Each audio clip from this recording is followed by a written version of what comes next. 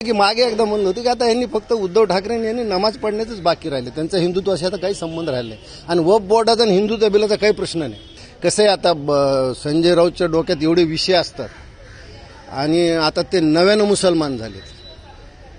ते नव्यानं मुसलमान झाला दिसेल त्याला आदावादा करत असतो. म्हणजे स्वर्गीय बाळासाहेबांनी मुस्लिम लोकांचा मताचा अधिकार काढून घ्या, हा शिवसेनेचा प्रवास आहे. आज उबाटा गट काय करतो? आज उबाटा गट वक्फ बोर्डाच्या त्या धर्मांध लोकांच्या बाजूने उभा राहतोय. मग त्याच्यामुळे मी म्हणलं ना की मागे एकदा म्हणलं होतं की आता यांनी फक्त उद्धव ठाकरे यांनी नमाज पढण्याचंच बाकी राहिले, त्यांचा हिंदुत्वाशी आता काही संबंध राहिला नाही आणि वक्फ बोर्डाचा आणि हिंदुत्व बिलाचा काही प्रश्न नाही.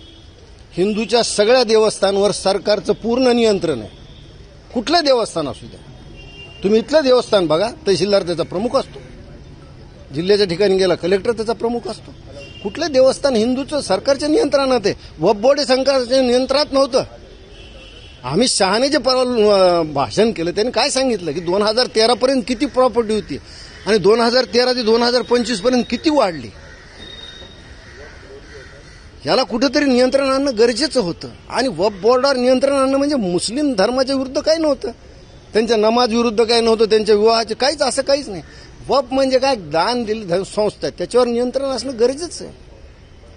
त्याच्यामुळे हे जी बिल सरकारनं आणले अत्यंत स्वागतार्ह आहे आणि त्याचं सगळ्या हिंदूनं त्याचं स्वागत केलं पाहिजे. पण दुर्दैवानं सगळ्या मुस्लिम खासदारांनी मिळून त्याच्या विरुद्ध मतदान केलं आणि आमच्या काही हिंदूनं सुद्धा त्या विरुद्ध मतदान